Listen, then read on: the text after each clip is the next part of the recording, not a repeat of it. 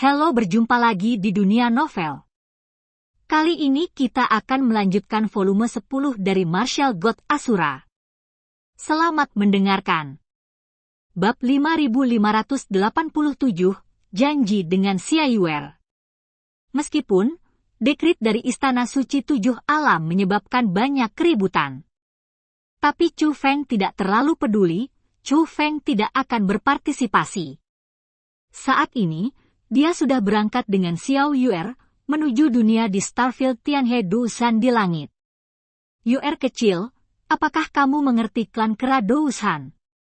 Chu Feng bertanya pada Xiao Yuer di jalan.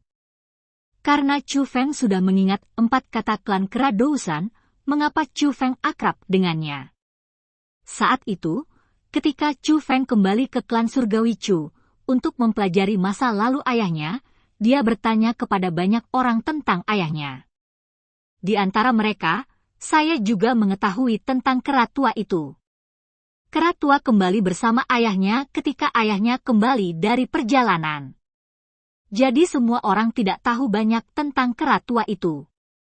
Tapi kera tua pernah mengatakan bahwa itu adalah anggota dari klan kera pertempuran. Tentu saja, meskipun anggota klan Surgawi Chu adalah tuan dari satu sisi alam atas, mereka sebenarnya melihat langit dari dasar sumur. Mereka bahkan tidak tahu pola Zhu Tianhe yang kesepian, jadi tentu saja mereka tidak tahu keberadaan seperti apa klan kera Dousan itu. Itu hanya menebak-nebak berdasarkan kekuatan kera tua saat itu, dan semua orang merasa bahwa klan kera petarung tidak sederhana, tapi itu saja. Faktanya, bahkan Chu Feng sekarang tidak tahu banyak tentang klan kera Dousan. Aku tidak tahu banyak tentang itu, tapi aku pernah mendengarnya. Menurut catatan sejarah, klan kera petarung adalah sekelompok monster mirip kera. Mereka bertindak dominan dan sangat setia. Meskipun mereka adalah monster, mereka memiliki semangat yang sangat sempit. Tidak hanya mereka kuat, tetapi mereka juga sangat populer. Mereka awalnya memiliki kesempatan untuk mendominasi Tianhe. Tapi untuk beberapa alasan yang tidak diketahui, mereka tiba-tiba menghilang setelah tidak lama setelah mereka menjadi terkenal. Dan itu menghilang di awal era, kata Xiao Yuer.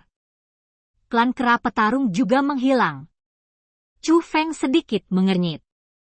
Banyak kekuatan kuat di masa-masa awal era memang telah menghilang. Itu tidak benar, kera tua itu dengan jelas mengatakan bahwa dia adalah anggota klan kera petarung. Jika klan kera pertempuran menghilang di awal era, bagaimana kera tua itu bertemu dengan ayah Chu Feng? Maka hanya ada 2 kemungkinan. Salah satunya adalah bahwa klan kera petarung tidak benar-benar menghilang, mereka hanya menyembunyikan nama mereka dan benar-benar ada sepanjang waktu. Ada kemungkinan lain, yaitu kera tua itu bukan anggota klan kera petarung sejati, melainkan bohong. Tapi Chu Feng merasa kemungkinan pertama lebih mungkin. Pada hari-hari awal era, banyak kekuatan yang kuat tiba-tiba menghilang. Tapi ada dugaan bahwa mereka semua telah memasuki alam dewa primordial. Bukankah sudah kukatakan sebelumnya, kecuali orang-orang kuat di masa-masa awal zaman kuno, dunia seni bela diri yang luas telah ada sejak lama, dan tidak pernah ada orang kuat di alam dewa surgawi, atau seorang guru spiritual di dunia naga langit. Oleh karena itu, ada teori lain, yaitu pada masa awal zaman, energi langit dan bumi relatif melimpah, tetapi kemudian mulai melemah. Beberapa orang menyimpulkan bahwa ada energi surga dan bumi yang lebih kuat di domain dewa primordial. Begitu banyak orang kuat memilih untuk memasuki domain dewa primordial untuk menerobos diri mereka sendiri. Bahkan ada beberapa kekuatan yang seluruh klannya telah bermigrasi ke alam dewa abadi.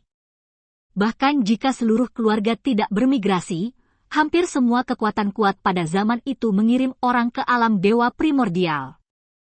Hanya saja alam dewa primordial, meskipun belum mencapai batasnya, adalah tempat di mana tidak ada jalan kembali. Jadi beberapa orang mengatakan bahwa domain dewa abadi tidak hanya kaya akan energi langit dan bumi, tetapi juga memiliki banyak warisan dari zaman kuno. Dengan demikian, mereka yang telah memasuki domain dewa primordial telah sangat meningkatkan kultivasi mereka, sangat baik di dalam sehingga mereka yang telah masuk tidak ingin kembali. Namun, beberapa orang merasa bahwa tidak peduli seberapa bagus domain dewa primordial, tidak mungkin semua orang melangkah ke dalamnya dan tidak ingin kembali. Lagi pula, masih ada kerabat di dunia seni bela diri yang luas. Jadi ada kemungkinan lain, yaitu orang-orang itu tidak ingin kembali, tetapi mereka sama sekali tidak ingin kembali. Tapi kaki tumbuh di tubuhku, bagaimana mungkin aku tidak kembali? Itulah sebabnya banyak orang berpikir bahwa siapapun yang memasuki Tianhe ke-9 sudah mati. Begitu banyak orang menyebut Tianhe ke-9 sebagai api penyucian primordial, mereka sangat takut padanya, dan mereka menolak untuk memasukinya bahkan jika mereka dibunuh. Xiao Yu'er mendesah. Lalu bagaimana menurutmu?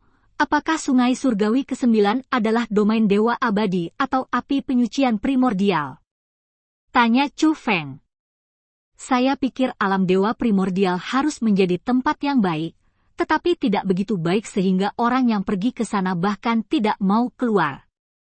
Lagi pula, bahkan di belakang, semua pasukan telah mengirim orang untuk menyelidiki. Mereka hanya mengatakan bahwa orang-orang ini mendapat perintah, jadi mereka tidak boleh pergi dan tidak pernah kembali. Jadi saya pikir harus ada batasan khusus di alam dewa abadi. Jika Anda pergi ke sana, Anda tidak dapat kembali. Ini juga dibatasi oleh batasan tersebut. Kakak, bagaimana menurutmu? Xiao Yu'er bertanya. Saya pikir analisis gadis Anda lebih masuk akal, kata Chu Feng. Hei, sebenarnya, ayahku, kakakku, dan kebanyakan orang berpikir begitu, kata Xiao Yu'er sambil tersenyum. Lalu apakah kamu punya rencana untuk pergi ke alam dewa abadi di masa depan? Tanya Chu Feng. Ya, aku harus pergi ke alam dewa primordial, tapi sebelum itu, aku harus melakukan satu hal lagi, kata Xiao Yu'er.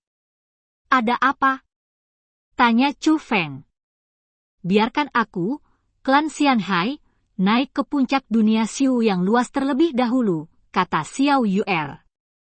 Bukankah klan Xianhai sudah berada di puncak dunia seni bela diri yang luas? Tanya Chu Feng.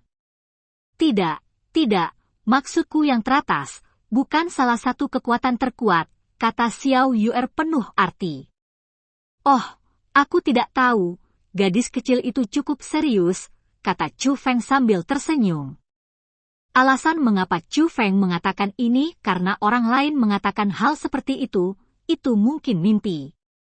Tapi Xiao Yu'er tidak, dia memiliki kekuatan ini, selama dia diberi cukup waktu. Dia sepenuhnya mampu membawa klan Xianhai ke puncak dunia seni bela diri yang luas. Oleh karena itu, dalam pandangan Chu Feng, dua kata, urusan bisnis, lebih tepat untuk menggambarkan Xiao Yu'er. Karena gadis ini terlihat seperti anak kecil, aku benar-benar tidak tahu bahwa dia memiliki pemikiran seperti itu. Kakak, kamu harus tahu bahwa era saat ini disebut zaman dewa, kan? Tanya Xiao Yu'er. Aku mendengarnya, kata Chu Feng. Ini adalah kesempatan sekali seumur hidup. Ada orang yang bisa menjadi raja di era apapun, tetapi hanya ketika mereka menjadi raja di zaman dewa barulah mereka akan diingat lebih dalam oleh dunia. Dan aku, Xianhai Yu'er, aku ingin menjadi raja di era ini. Xiao Yu'er tersenyum sangat manis, seperti biasa. Orang akan terpesona saat melihat senyum manisnya. Hanya ketika Chu Feng melihat Xiao Yu'er pada saat ini dia menyadari bahwa gadis ini memiliki sisi lain. Sisi ini bisa dikatakan penuh ambisi, dan bisa juga dikatakan penuh ambisi. Tapi, Chu Feng sangat menyukai Yu'er kecil seperti itu. Tapi dia masih berkata dengan tidak tepat, bukankah itu Feng Xian? Oh, orang berpikir menganugerahkan dewa terlalu bersahaja, menganugerahkan raja terdengar lebih baik, kata Xiao Yu'er. Oke. Chu Feng menunjukkan senyum jahat. Kakak, jika suatu hari kamu dan aku berjuang demi kehormatan keluarga kita masing-masing, maukah kamu membiarkanku? Tiba-tiba, Xiao Yuer bertanya. Berjuang untuk kehormatan keluarga? Tanya Chu Feng. Ya. Xiao Yuer mengangguk. Kalau begitu aku tidak akan membiarkanmu pergi, kata Chu Feng. Itu bagus, kakak persis seperti yang kupikirkan. Mendengar jawaban Chu Feng, Xiao Yuer tidak hanya tidak marah, tetapi tersenyum lebih cerah. Bagaimana denganmu? Tanya Chu Feng. Aku akan melakukan yang terbaik, ini adalah rasa hormat terbesar untuk kakakku. Xiao Yuer melambaikan tangan kecilnya dengan sengaja saat berbicara. Kalau begitu kita harus pergi sampai akhir, jangan pukul kakak sampai mati. Chu Feng tertawa. Oh, apa yang kakak katakan? Bagaimana dia bisa begitu kejam? Dia pasti akan berhenti. Tapi kakak harus menghentikannya, dan cobalah untuk tidak memukul wajahnya, bahkan jika dia kalah, dia masih ingin kalah di depan kakak dengan indah. Xiao Yuer tertawa. Pasti, jawab Chu Feng. Kalau begitu anggap saja begitu, kata Xiao Yuer. Chu Feng mengangguk. Dan cerita pun berakhir. Sampai jumpa berikutnya di cerita dunia novel.